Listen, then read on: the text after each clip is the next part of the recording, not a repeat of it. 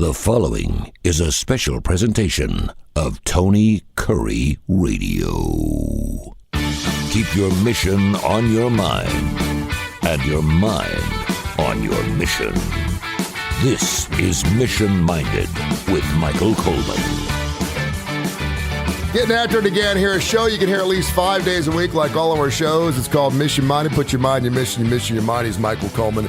He is with the wonderful Montgomery Area Food Bank. That's MAFB.org. And, of course, formerly the Jimmy Hill Mission. This is a show we really started, Michael, of talking about non-for-profits and all kinds of different things, and it's evolved into all kinds of business transactions, adaptions, policies. We've talked about classified documents. We've talked about Elon Musk. And today we're going to talk about something I think is really interesting and a story you actually brought up. But first of all, how are you doing, sir? Everything good? Yeah, I was talking before we came on about I got some travel plans next week, and so we're recording a little early. But I'm always I love doing the show and I just love the idea of it. Just one person helps navigate the issues that we deal with. I think it's certainly worth my time to be a part of that, and so I really enjoy it. Well, we're getting that done for sure, and you and I are going to be doing a brand new show that's going to be honoring and looking towards the Montgomery Area Food Bank coming up here in the next couple months. We're looking forward to that new endeavor as well. Yeah, so really excited about that. We had an interesting email last week, info@tonykurreradio.net. I forget who it was from, maybe even Tabitha. And she had talked about being a whistleblower. She was working in a business she really loved. She enjoyed it. She'd been there for a long period of time. It was not a job that she could afford to lose. But she saw some things happening behind the scenes. She didn't give specifics. And she was asking, is it ever worth it to be a whistleblower? I want you to kind of, in case people didn't hear the show last week, I want you to talk about that briefly here first. And then I want to talk about your topic for today. Yeah, so...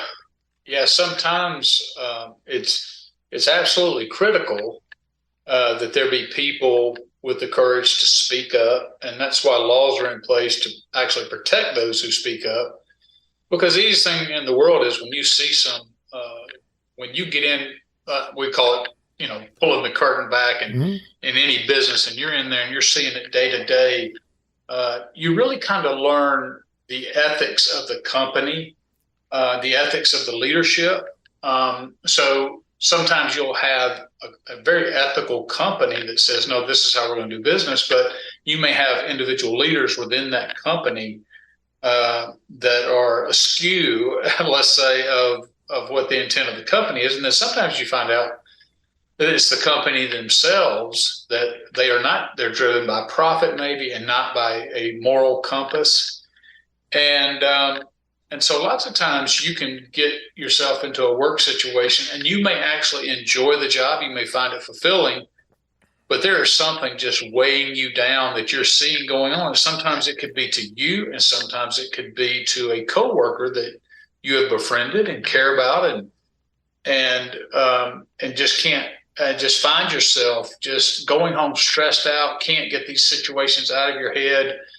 And you really, your goal is not to get people in trouble. Your goal is to change the dynamic within that company because of how it's affecting you. And if it's affecting you, it's very likely affecting others.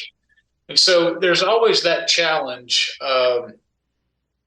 to how do you change a culture from within, especially if you're not necessarily in a leadership position and there's things happening that are hurting other employees. And so I think having a whistleblower policy and recognizing that, having a process for that is healthy. I think it forces more transparency, and more transparency to me is always the right way to go, because if people are trying to do the right thing, if a company's trying to do the right thing, it's always a red flag to me if you don't have those mechanisms in place to be more transparent, because you can say you're trying to do the right thing, but if nobody gets that peek behind the window in any real sense, or the peek behind the curtain, I should say, I was mixing my metaphors.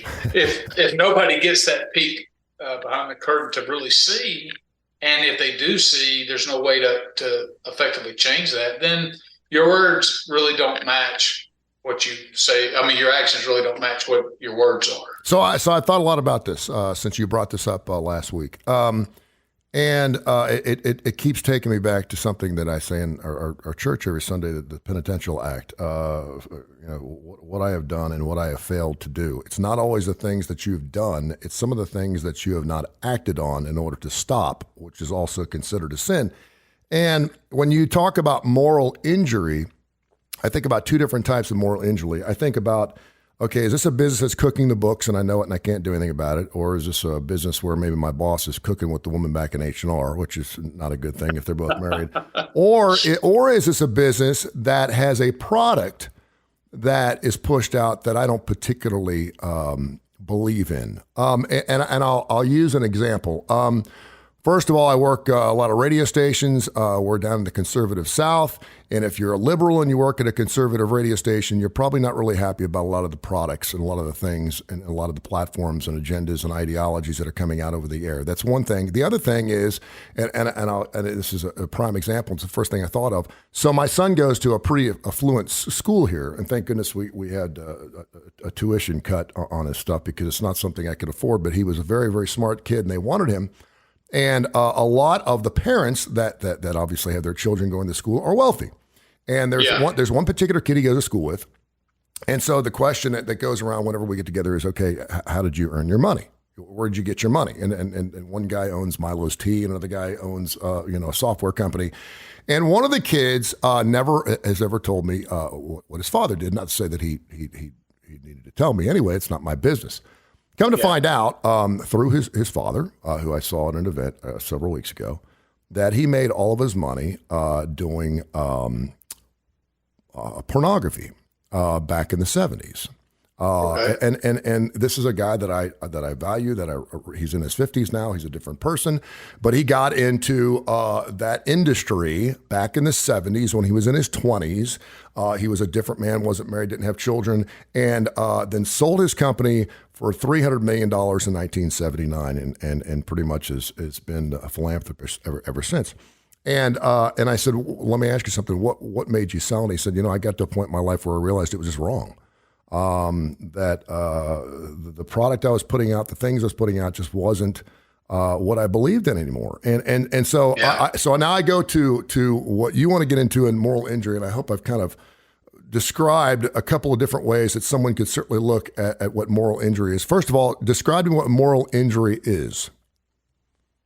Yeah, so moral injury to me, and I guess can be official definitions, but when I think about moral injury, it's kind of a technical term, but it's really related more to behavior or situations that go against somebody's belief system.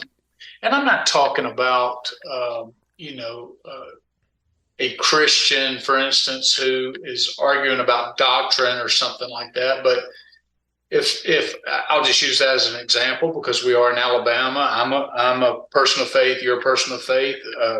So we understand that context, but we feel like that our guiding principles are to put others ahead of yourself, and we don't expect our companies necessarily to love others, on the same level. It'd be great if that was the company culture to care about others.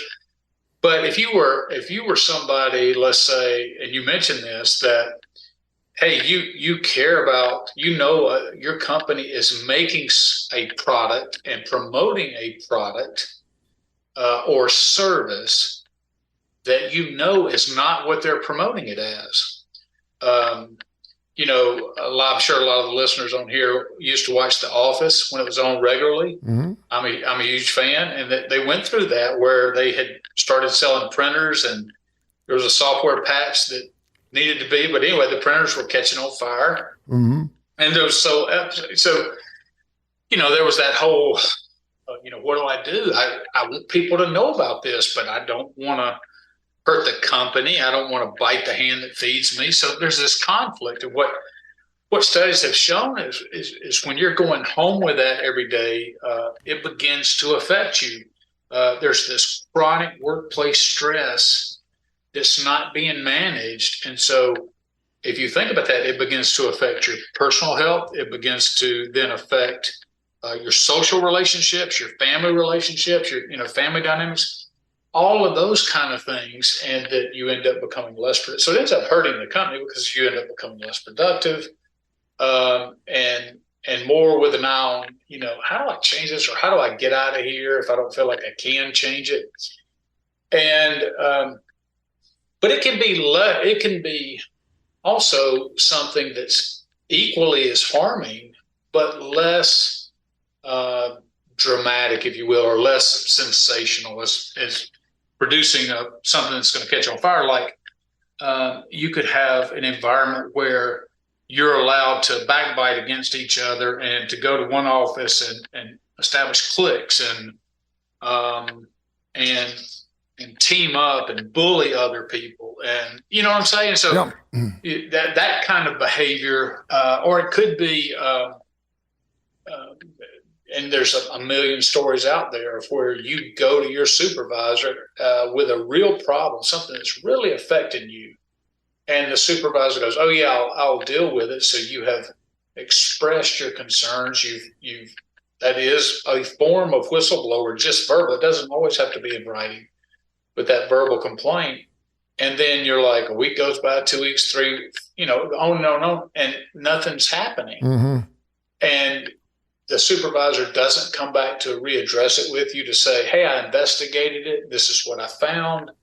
I found this to be, legitimate. I found this to not, and there's no evidence for this." And so you're like, "Oh, wait a minute. I did take this to my supervisor. If I go above their head, I'm really just Xing out any future I have with this company.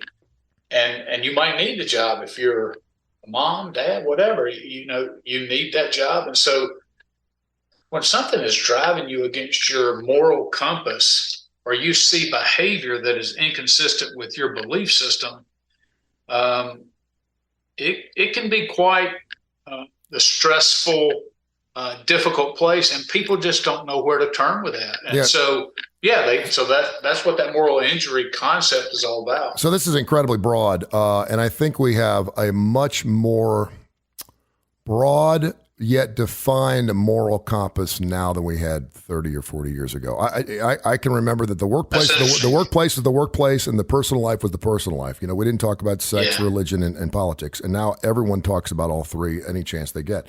And by the way, there was a great movie in 2022 that I saw several nights ago called She Said that was exactly about what you were talking about, that actually was up for an Academy Award.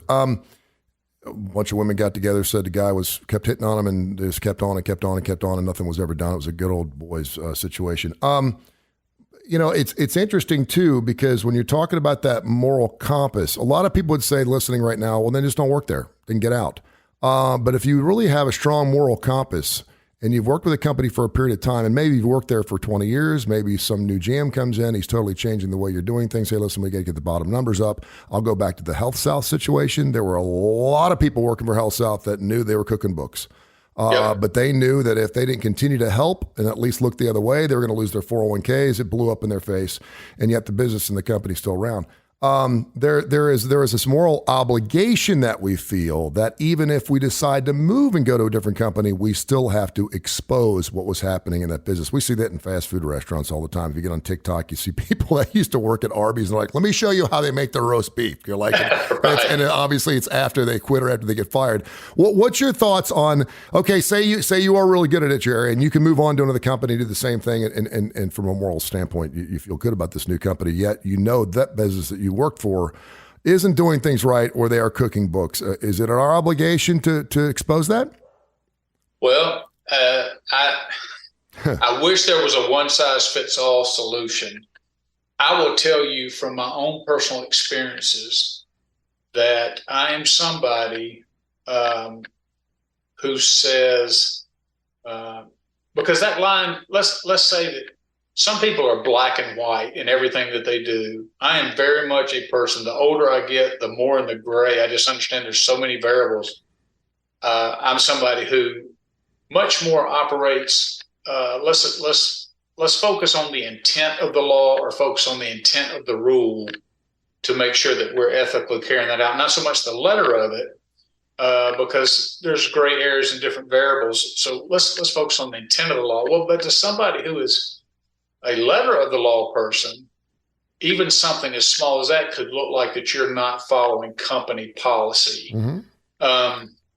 And so that's not what I'm talking about. But I'm also somebody who has found themselves going, well, if I walk away, if you've got people that this is harming, and if I walk away and say, well, not my circus, not my monkeys, the problem is, who is the one who's going to stand in the gap, so to speak, and fight that fight?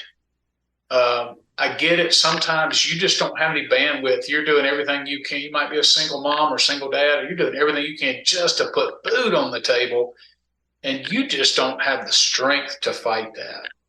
But I think sometimes we find ourselves in these positions at special times, and that we're there for a reason, and it's to deal with the injustices of the world, even when they're on a much smaller scale. And so, so I have engaged in those kind of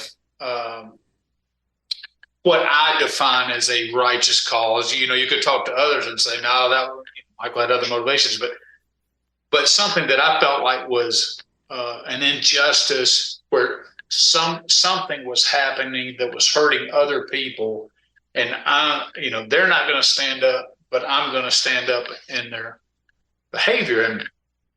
And what's interesting is the steps that I took ended up sometimes taking me. I acted out of a state of emotion, Mm-hmm. and so one of the things I've read that's very true, and I will tell you, I cannot begin to tell you how many times, and it's like, Michael, you just don't learn sometimes, is that I should never send an email when I'm in response, when I'm at the height of my emotional state. Absolutely. Yeah. Oh, I just cannot begin to tell you how many times I've done that. And it's sharp, it's edgy, it's unnecessarily confrontational. It's really, and so the best communications I've had with dealing with some really bad issues before is to write it all out in an email or a letter, whatever it is. Let it sit for a day or two and come back at it from a much less emotional state.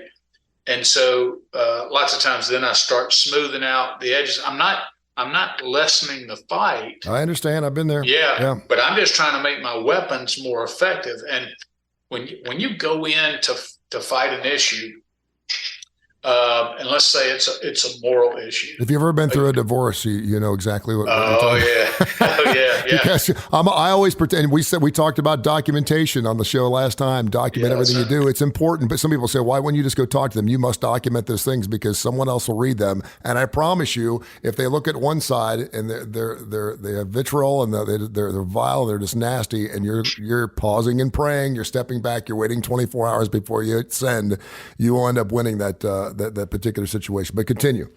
No, so I found myself. I look back to, I won't reveal the time frame, but I was in one particular job and I was just appalled at one of the statements that I heard, and I was not with this organization very long, but a statement was made by the leader of this organization. If we did half of what we told people we did, we'd really be making an impact. And I mean, it just stirred my soul. Wow. And I was brand new into the nonprofit world, and it just stirred my soul that had been said.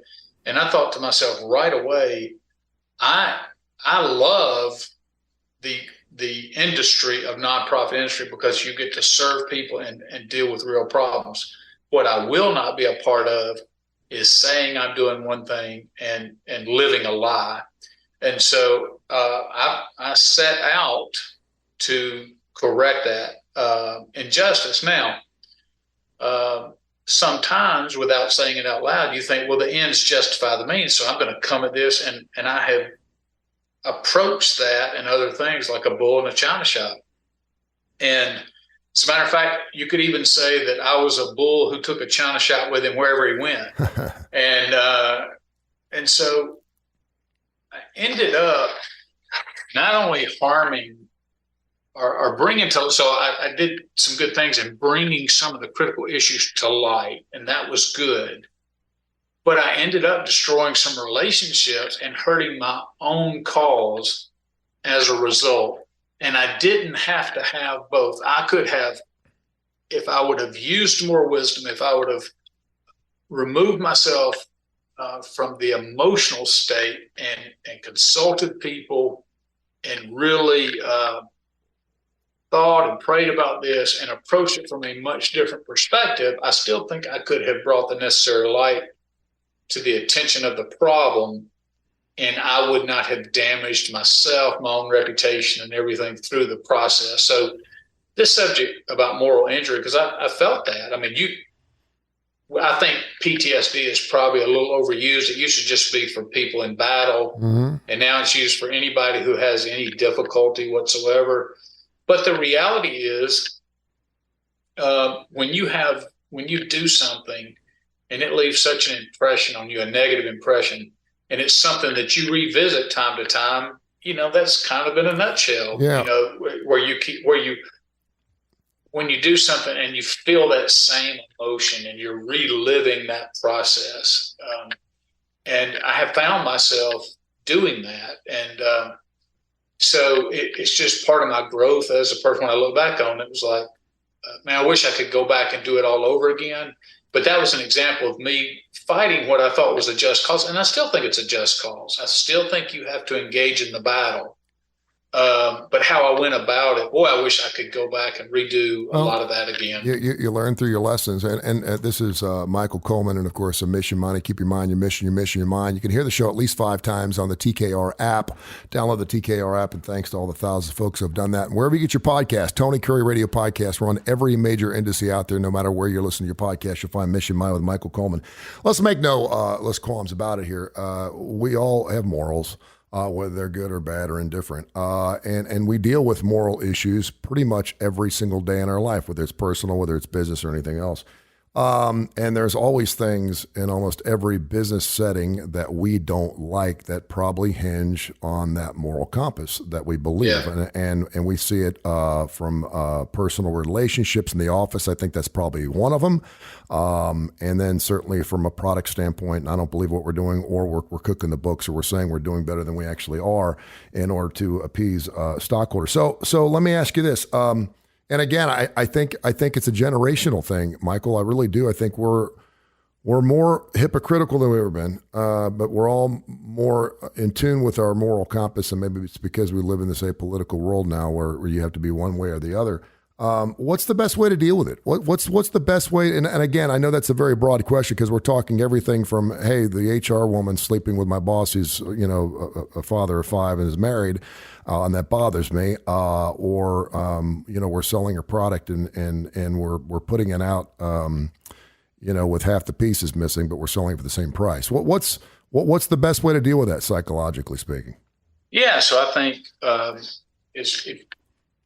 you have to. Sometimes we get into this to protect the others, and I think we don't. And I certainly didn't think about protecting my own health and my own perspective. So you don't want to destroy who you are, and you can do that when you maintain a high emotional state, that stress, that ongoing thing. So one of the things is you want to recognize what it's doing to you. You want to be self-aware, and you want to try to, as much as possible, create some separation.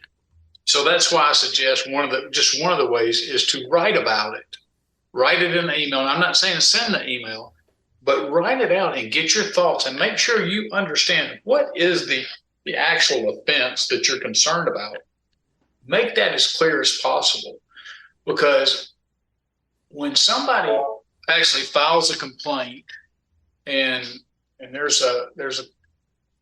they have a concern that they're dealing with, lots of times it gets muddled in the story. And so lots of times people just aren't clear of exactly what is it you're concerned about. And so I think laying out all your writings can help reduce some of that stress, but then you let it sit for a day and you come back and you read it and you go, okay, if I was reading this fresh, in other words, if somebody sent this to me, could I really understand what's the core issue that concerns me the most? I would do that and try to manage my stress. I would also talk to people that you value and respect outside of the company initially. Mm-hmm. I would also research my company's policies to include the whistleblower policy, and I would follow that to the letter of the law, because if there is any sort of blowback or retaliation, you are protected under the law. And so I would make sure that everything I did or everything I witnessed, first of all, was documented.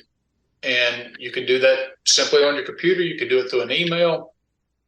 Documentation is so key, because if you can bring the complaint, and even if that's a verbal complaint, if you can prove that you went to your supervisor about this, that any negative retaliation from anybody in that organization, it could be a peer, it could be a supervisor, it could be that, is considered or can be considered retaliation. Now, it doesn't mean you can't be fired. You might be a poor performer and you have 3 straight poor evaluations. So it goes, your poor evaluations precedes all this. But if all of a sudden you start getting bad evaluations where otherwise you were getting good evaluations, that is clear evidence that there's retaliation, and you are protected under the law. So you can move forward in the fight in an effective way to help change the environment to protect not only you, but your coworkers. The law supports that. But through that, you don't want to destroy who you are or your health or ultimately harm your cause, which is to seek a positive change within your environment. And that's very, very good, and 2 very, very valid points. To get back to what you were saying, and I didn't even think about this when we started doing the show, was about how your actions can now affect people in your office. Because there are a lot of people that go in, work their 9 to 5, and they don't care. They're just like, I'm getting paid to do this. I get paid to put the widgets together. I don't care how they're sold. I don't care what they're sold for. I don't care what they do with them after I get finished. I'm doing my job. I'm part of a unit, and when each unit does its job to its best ability, you have yourself a business. And I would bet that there are some whistleblowers and there are some people with a moral aptitude to want to change things inside of a business platform, finding out where a lot of people are like, leave it alone. Do not rock the boat. I'm making maybe I've got retirement coming up in less than 2 years. I just want to finish out and get out of here. Do not blow this thing up. So I guess there's a lot of different things, but I think your point in writing things down, it's amazing what happens. We just went through Valentine's Day a few days ago, and we always talk about the best thing to give is a handwritten note, man. If you can put it in words, it means so much more when you actually put the pen to paper and write out what you're feeling, and be careful not to send that. You may want to show it to somebody. It's very, very good to show it to someone else, maybe someone in your family, and say, I'm thinking about sending this, or blowing the whistle on this particular thing. Hey, great stuff, man. Amazing stuff. I love the direction we went today, and it's certainly a much different feel for what we're talking about when we're talking about business ventures, but very good, very good. Tell people how they can find you at the Montgomery Area Food Bank. Yeah, you go on our site, mafb.org, and I'm I'm the CEO, and my email link is there. You're welcome to holler at me if you have a question or an issue you're struggling with. Glad to help in any way I can. And if you have a heart for helping feed, we feed over half the counties in the state. Would love to have you help us. If you're local, would love to have you volunteer. But if not, I'd love to have your support. So you can go and donate on our website. And of course, that's all tax deductible. Thank you, brother. Have a great week. All right, man. You as well. Look forward to next time. This has been a special presentation of Tony Kurre Radio.